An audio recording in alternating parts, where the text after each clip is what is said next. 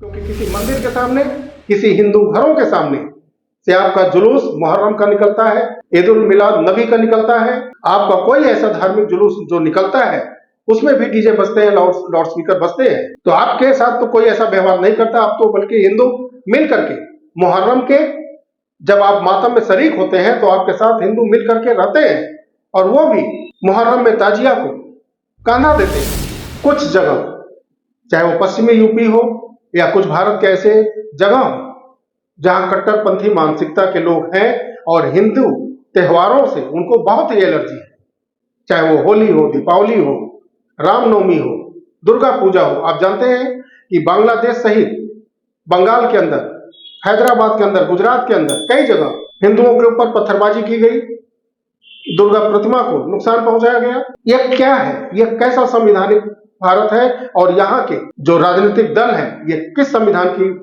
पुस्तक लेकर के हाथ में चलते हैं? ये पर्दे के पीछे से ऐसे दंगे क्यों भड़काते हैं? जाइए उनके सामने, हटाइए 15 मिनट के लिए पुलिस। अब कहाँ छुप गए सब लोग जो कल गोली मारने वाले थे? कहाँ गायब? नहीं होना चाहिए। लाइन ऑर्डर ऐसा मजबूत होना चाहिए था कि जैसे ही मस्जिद से गोली मारने की धमकी मिलती है, पत्थरबाजी होती है, दुर्गा जी की प्रतिमा खंडित होने के पहले ही उन व्यक्तियों को जो ऐसा माहौल बनाने की स्थिति बना रहे थे तुरंत गिरफ्तार करना चाहिए।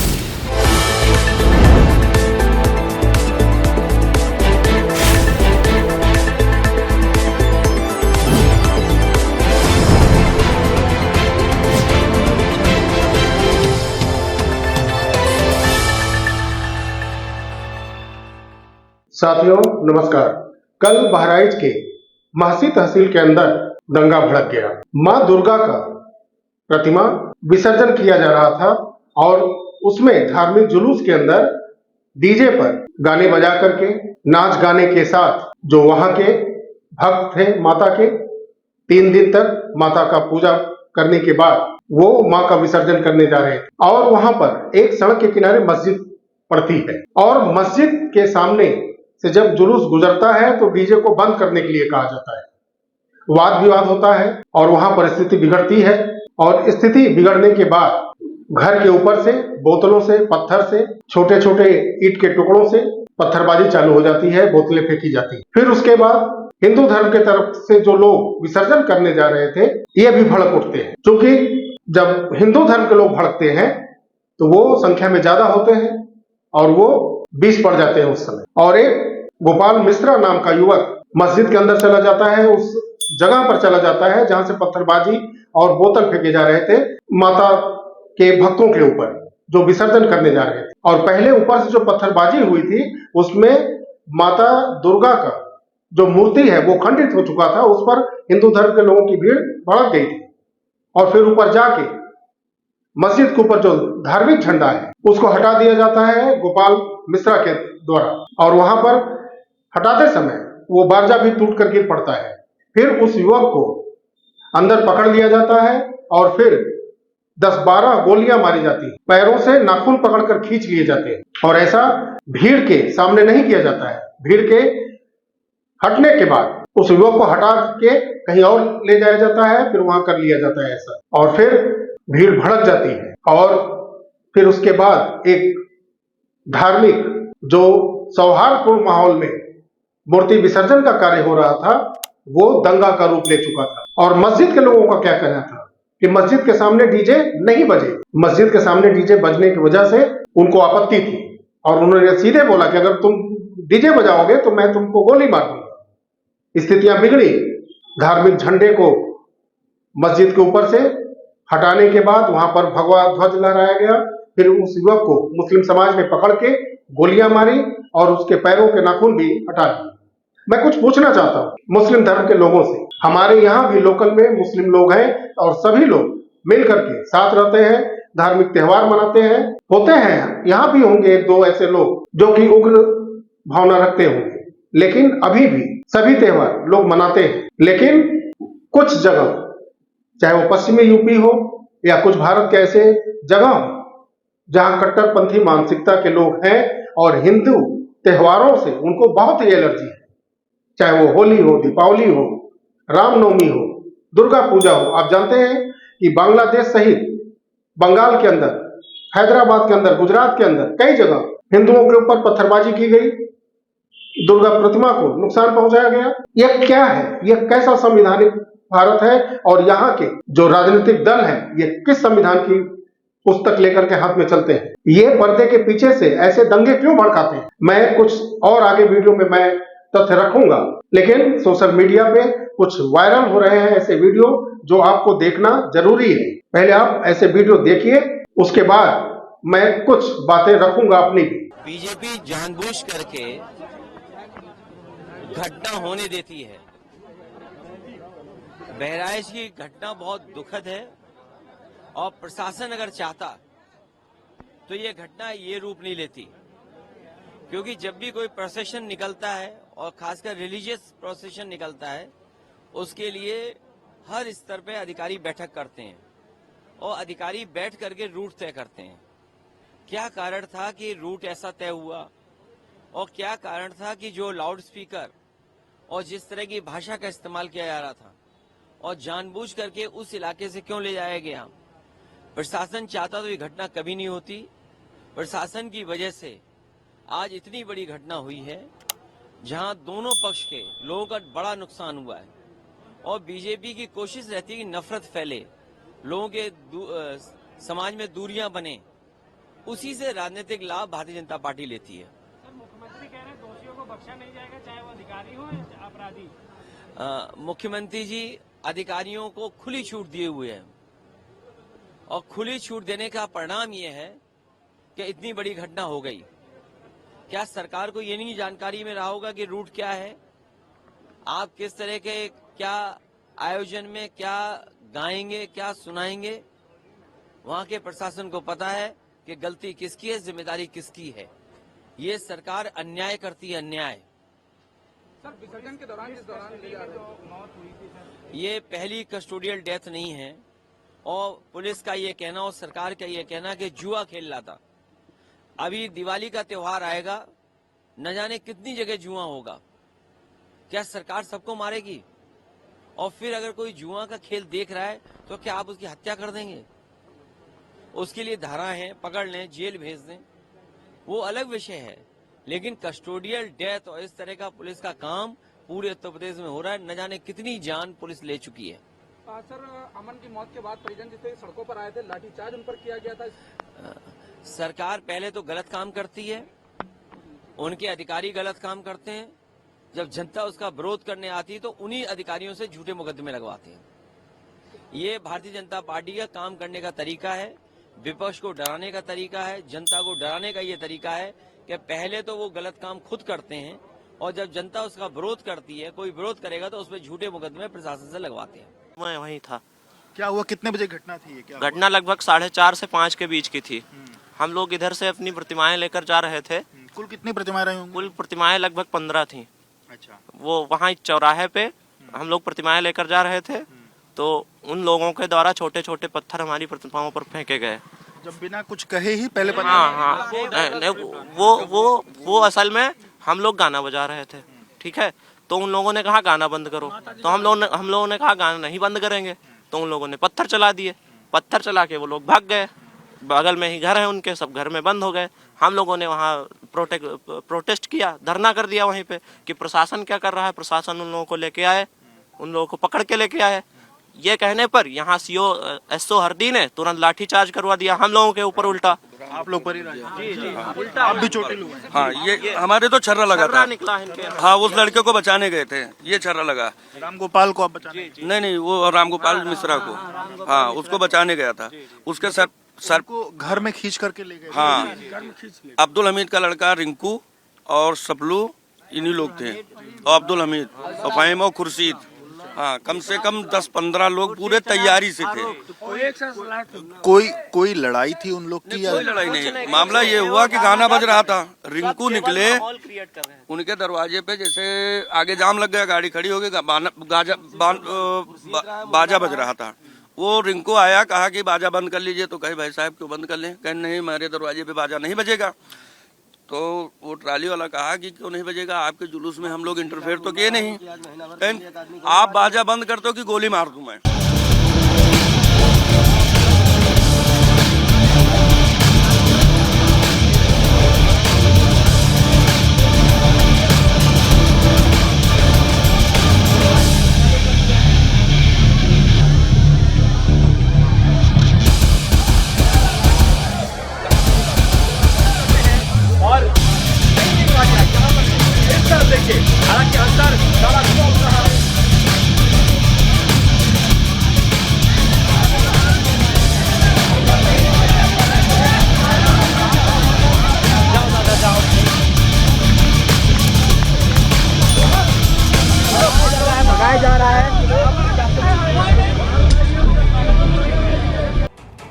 ग्राउंड जीरो से आपने विशाल रघुवंशी की ये तस्वीर एक एक दिखाते हुए रिपोर्ट देखी और इन सब के बीच देखिए बड़ा सवाल यही उठता है कि आगे की कार्रवाई क्या, क्योंकि बुलडोजर कार्रवाई की मांग की जा रही है। इन सब के बीच पुलिस अधिकारी जिन्होंने लापरवाही बरती थी, जिन पर आरोप लगा था, उनको तड़के हमने देखा किस तरह से जानकारी सामने आई, सस्पेंड कर दिया गया। लेकिन क्या सिर्फ सस्पेंशन से ही काम चल जाएगा, ये भी बड़ा सवाल है।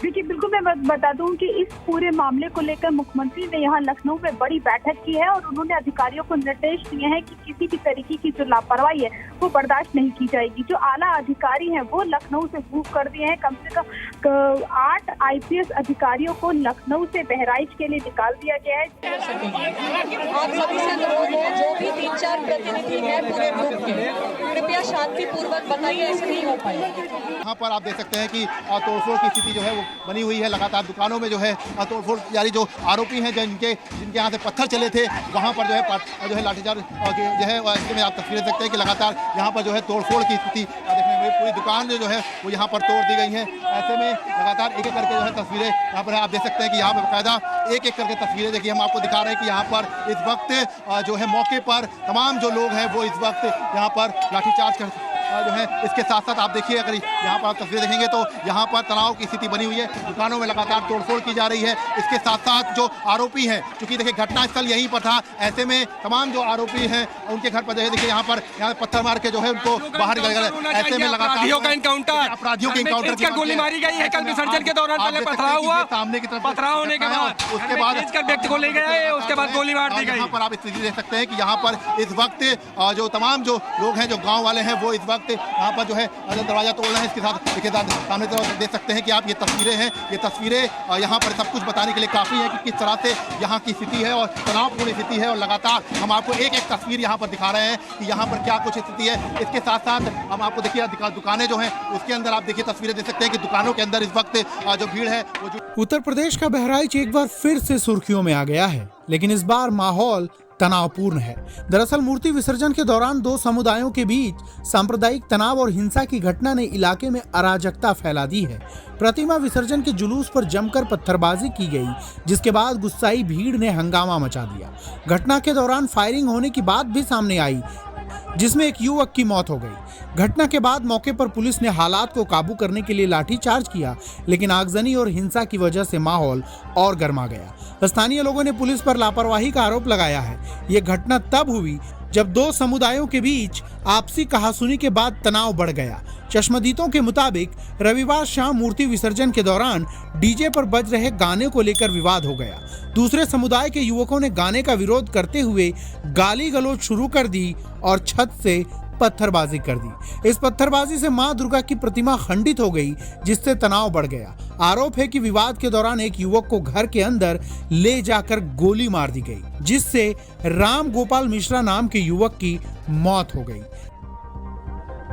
इधर समाजवादी पार्टी ने एक वीडियो शेयर किया है और गोपाल मिश्रा पर जबरन मुस्लिम घर में घुसकर भगवा झंडा लगाने का आरोप लगाया है। वीडियो में गोपाल पहले हरा झंडा गिराता है और फिर भगवा झंडा लहराता हुआ नजर आता है।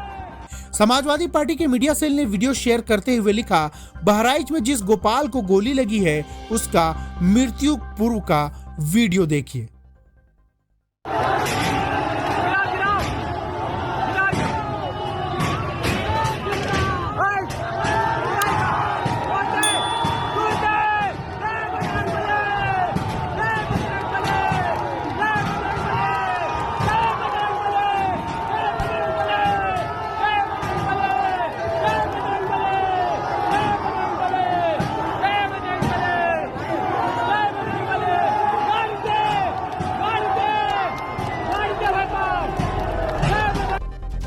इधर समाजवादी पार्टी के प्रवक्ता फखरुल हसन चांद ने उत्तर प्रदेश की कानून व्यवस्था पर सवाल उठाते हुए निशाना साधा। देखिए, उत्तर प्रदेश में जिस तरीके से कानून व्यवस्था को लेकर सवाल है वो बड़ा सवाल है। बहराइच की घटना में जो प्रशासन है उसकी कहीं ना कहीं कमी नजर आई। इतनी बड़ी घटना हो गई, पुलिस का फेलियर था, इंटेलिजेंस का फेलियर था ये। और बहराइच की घटना हो या गाजियाबाद में जिस तरीके का तनाव का माहौल है वो भी किसी से छुपा हुआ नहीं। आखिर उत्तर प्रदेश सरकार की जिम्मेदारी क्या है? लोग सुरक्षित रहे, लोग अपना त्योहार सुरक्षित तरह से मनाएं, लोगों को सुरक्षा देना। लेकिन भारतीय जनता पार्टी की सरकार लोगों को सुरक्षा देने में, अच्छा माहौल देने में पूरी तरीके से विफल रही है। बहराइच की घटना वो दुखद है, उसमें एक व्यक्ति की मौत हुई है, वो दुखद है। तो समाजवादी पार्टी समझती है कि उत्तर प्रदेश में लॉ एंड ऑर्डर की जो समस्या है वो बनी हुई है और भारतीय जनता पार्टी की सरकार को लॉ एंड ऑर्डर पे काम करने की जरूरत है।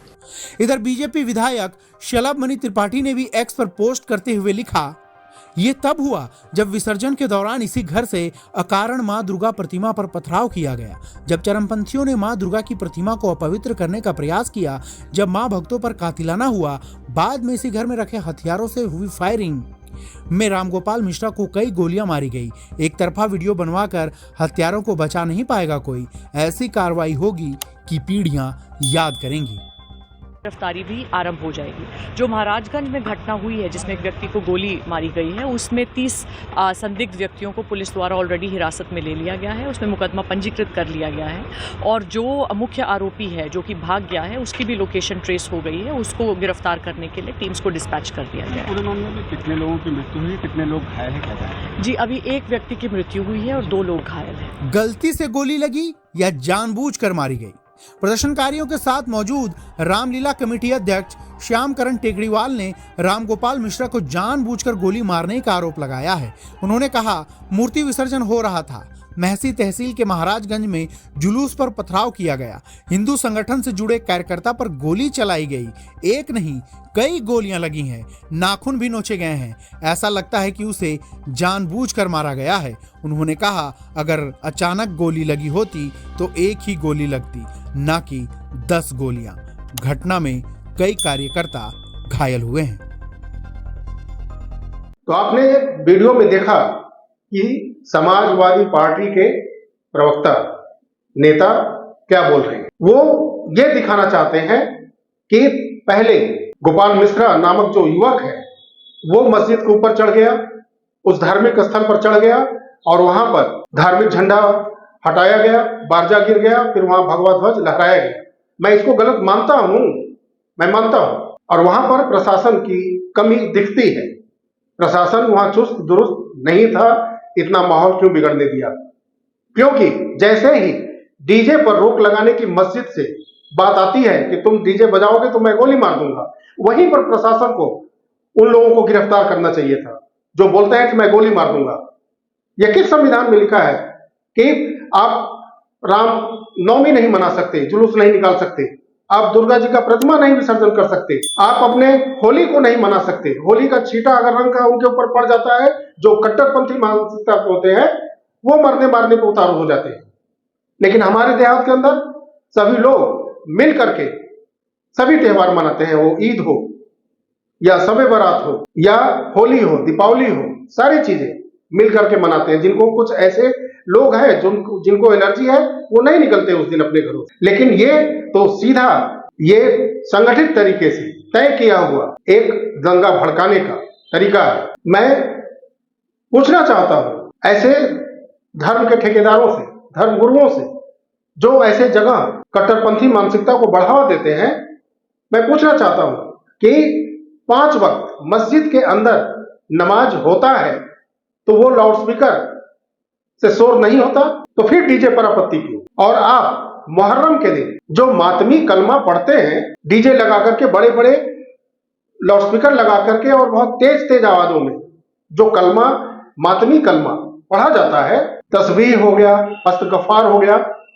ऐसे मातमी कलमा जो है आप लोग पढ़ते हैं, तो क्या मंदिरों के सामने से नहीं गुजरते? हिंदू घरों के सामने से नहीं गुजरते आप? कोई किसी को कोई आपत्ति होती है? कोई रोकता है आपको? कोई पत्थरबाजी आपके मुहर्रम के जुलूस पर करता है? कोई भी माहौल बिगाड़ने का स्थिति बनता है? कभी नहीं बनता है। अभी हाल ही में ईद उल मिलाद नबी, उस पर भी हमारे यहाँ लोकल मार्केट के अंदर डीजे बजाए गए, जुलूस निकाले गए। अच्छी बात है, अपने धर्म, अपने मजहब को शान शौकत से सबको मनाना आता है और अधिकार भी है और होना भी चाहिए। लेकिन इसमें आपत्ति क्यों? रास्ते में मंदिर पड़ जाए, अल्लाह अकबर के नारे लगे तो मंदिर वाले को आपत्ति हो जाएगा? कभी ऐसा हुआ है क्या? आप अल्लाह अकबर जब नारे लगाते हैं, आप अपने मजहबी नारे लगाते हैं, तो किसी मंदिर से कभी पत्थरबाजी हुई है क्या? किसी हिंदू के घरों से पत्थरबाजी होती है क्या? तो फिर क्यों किसी मस्जिद के ऊपर से या किसी जहां ज्यादा मुस्लिम के घर हैं उनके घरों के ऊपर से जय श्री राम के नारे लगने के बाद, डीजे बजने के बाद क्यों पत्थरबाजी क्यों होती है? ये धर्म के जो ठेकेदार हैं, जो करोड़ों का वक्फ बोर्ड का प्रॉपर्टी लेकर के बैठे हैं और बोलते हैं कि उसमें से गरीब घरों के मुस्लिम बच्चों को शिक्षा दी जाती है, ये दिया जाता है, घर मकान दिया जाता है, कितने लोगों को उन्होंने उबारा, और वो ऐसे माहौल में आग लगाने का काम करते हैं। सभी धर्म के जो बड़े लोग हैं, धर्मगुरु हो, नेता हो, उनके बयान बिल्कुल निंदनीय रहते हैं ऐसे समय में। और किस बात की संविधान, जो विपक्ष के लोग हैं उठाकर हाथ में चलते हैं और पीठ पीछे वार करते हैं, माहौल बिगाड़ते हैं, ऐसा संगठन बनाते हैं, ऐसे संगठित करते हैं लोगों को कि वो उग्र प्रदर्शन करें। ये कैसा संविधान है कि आपको इजाजत देता है आप कुछ भी कर लें, आप सबकी हत्या कर सकते हैं, लेकिन और कोई भी अपने धार्मिक हिसाब से कुछ भी नहीं कर सकता, और आप अपने धर्म की रक्षा के लिए सर तन से जुदा कर देंगे, किसी की हत्या कर देंगे। और यहाँ का न्यायपालिका का सिस्टम भी कितना गिरा हुआ है कि हत्यारों को और हत्या करने के लिए उकसाने वालों को, ऐसे मजाबी नारे लगाने वालों को बरी भी कर देता है। अभी हाल ही में कुछ महीने पहले बरी कर दिया गया था। मैं जो बोल रहा हूं ये सारे तथ्य सोशल मीडिया पे भरे पड़े हैं। मेरा ये कड़वा सवाल है कि आप कुछ भी करें, कुछ भी करें, कुछ भी बोले, सब कुछ जायज है, लेकिन हिंदू वर्ग के लोग शांतिपूर्ण तरीके से अगर जा रहे हैं, उनका नारा जय श्री राम आपको क्यों इतना चुभता है? क्यों ऐसा बोलते हैं आप कि डीजे नहीं बजेगा मस्जिद के सामने? नहीं होना चाहिए ऐसा, ऐसे भाईचारा नहीं चलता है। कौन सा भाईचारा पहले चला आ रहा था? सिर्फ हिंदुओं को दबा के रखा जाएगा, कुचल के रखा जाएगा विपक्ष के नेताओं के द्वारा। हिंदुओं की आवाज उठाने वाला कोई अगर नहीं है, हिंदुओं की आवाज बनने वाला कोई नहीं है, हिंदू संगठित होकर कुछ कर नहीं सकता है, तब संविधान सुरक्षित है, तब ये लोकतंत्र बचा रहेगा। हिंदू अपना कुछ भी शब्द नहीं बोल सकता। ऐसे बड़े धर्मगुरुओं से और ऊपर विपक्ष के या पक्ष के बड़े नेताओं से जो संविधान के आड़ में ऐसे दंगों को भड़काने की साजिशें रचते हैं। मैं पूछता हूं एक सवाल कि कौन सा ऐसा कौम है जिसके वजह से पूरे विश्व में आग लगा रहता है? आप जाते हैं शरणार्थी बन के और फिर वहां कब्जा करना चाहते हैं, पूरे सिस्टम को हैक करना चाहते हैं। आप जहां भी जाते रहते हैं वहां उग्रता करते हैं। पूरे विश्व में किस कौम से पूरा विश्व परेशान है? यूरोप, फ्रांस है, ऐसे कई देश है, इंग्लैंड है, सारे जगह वहां के लोकल लोग कि किस मजहब से परेशान है? वही कट्टरपंथी मानसिकता है जो गांव के, ग्रामीण के, दूर सुदूर गांवों के अंदर जो भी सही माहौल अब तक बचा है अभी उनके चपेट में नहीं आया है। जहां वाकई में अभी भाईचारा है, अभी वैसे कट्टरपंथियों से वो लोग दूर हैं, चाहे वो हिंदू समाज के हो चाहे मुस्लिम समाज के हो। हिंदू समाज तो पहले से ही सही है, अब भी सही है और आगे भी रहेगा। जब तक उसके साथ कोई करता नहीं है अत्याचार, तब तक हिंदू समाज उग्र नहीं होता है। और युवक को गोली मारी गई, अब जाइए उनके सामने, जाइए उनके सामने, मारिए गोली। एक युवक को तो आपने गोली मार दिया, कहां छुपे हैं आप लोग? कहां छुपे हैं? और कहां छुपे हैं आपके वो बड़े बड़े नेता सुरमा जो 15 मिनट के लिए पुलिस हटा लो पूरे भारत के हिंदू को ही खत्म कर देंगे? कहां है ऐसे सुरमा? निकल गए हैं सब विवाह बहराइच के अंदर और चुन चुन के नुकसान कर रहे हैं सब। और वहां लॉ एंड ऑर्डर की स्थिति बिगड़ चुकी है। अब स्थितियां धीरे धीरे कंट्रोल हो रही हैं, लेकिन वो उग्रता का पैमाना हिंदू वहां के पार कर चुके हैं। जाइए उनके सामने, हटाइए 15 मिनट के लिए पुलिस। अब कहां छुप गए सब लोग जो कल गोली मारने वाले थे? कहां गायब है? उनके घरों दुकानों को तोड़ दिया गया। और अब बोलेंगे आकर के वैसे नेता, मैं क्या बोलूं, कुछ शब्द ऐसे हैं जो कि मैं बोल भी नहीं सकता, लेकिन अब आएंगे टीवी पे। एक लोग का मैंने आपको नेता का सुनाया, अब आके बैठेंगे क्योंकि वहां काफी नुकसान हुआ है उनके कौम का। और बहुत वर्षों के बाद ऐसी उग्रता हिंदू समाज की देखने को मिली है कल गोली कांड के बाद। नहीं होना चाहिए। लॉ एंड ऑर्डर ऐसा मजबूत होना चाहिए था कि जैसे ही मस्जिद से गोली मारने की धमकी मिलती है, पत्थरबाजी होती है, दुर्गा जी की प्रतिमा खंडित होने के पहले ही उन व्यक्तियों को जो ऐसा माहौल बनाने की स्थिति बना रहे थे तुरंत गिरफ्तार करना चाहिए। लेकिन इसी को बोलते हैं कि लॉ एंड ऑर्डर की कमी है। कमी ये है, कमी जो भड़क गए वहां के हिंदू आप दुर्गा जी की प्रतिमा को खंडित किए, उसी का रिएक्शन था ना कि आपके धार्मिक झंडे को उखाड़ कर फेंक दिया गया और वहां भगवा का ध्वज लहराया गया, और उसका रिएक्शन ये हुआ कि आप उस व्यक्ति को, गोपाल मिश्रा जो युवक था, उसको पकड़ के ले गए कहीं एकांत में, और बहुत लोग मिल करके उसके नाखून को नोच लिया, उसको 10-10 गोलियां मारी। जब हिंदू भीड़ उग्र हुई तो लापता हो गए। जाइए आप मिलिए सामने,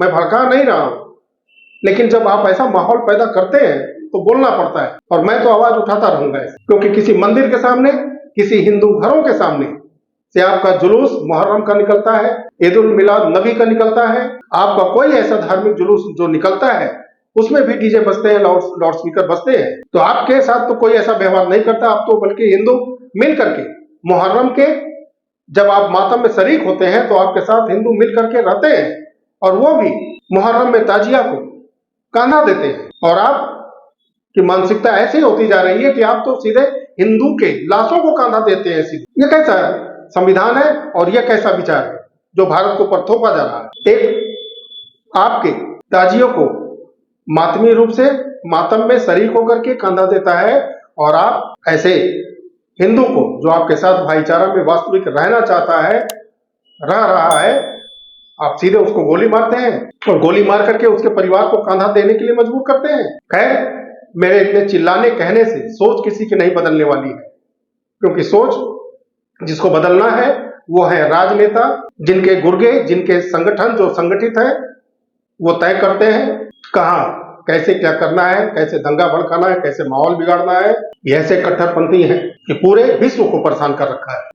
साथियों, कल से जो हालात थे वो देख करके मुझसे रहा नहीं गया, और बेबाक बोल चैनल मैंने बनाया ही है ऐसे तथ्यों पर स्पष्ट रूप से बेबाक तरीके से अपनी बात रखने के लिए। मैं नहीं करना चाहता ऐसी बात, लेकिन देखते देखते मैं उब जाता हूं, मुझसे रहा नहीं जाता। ये राजनीतिक ठेकेदार कब सुधरेंगे? खैर, आपको मौका मिलता है, जो सबसे बड़ा ताकत है, और मैं पहले के वीडियो में बोलता आ रहा हूं कि सबसे बड़ा ताकत जनता के पास है वोट का, और हिंदू समाज सोया रहता है। आप टीवी पर खबरें देखते हैं, जिस दिन वोट देना होता है उस दिन घर के बाहर नहीं निकलते, और वो जिनका मकसद ये है कि जाति, धर्म, पंथ, मजहब के हिसाब से अपने प्रत्याशियों को चुनना, वो निकलते हैं, चुनते हैं। तो समाज में जलील कौन होगा?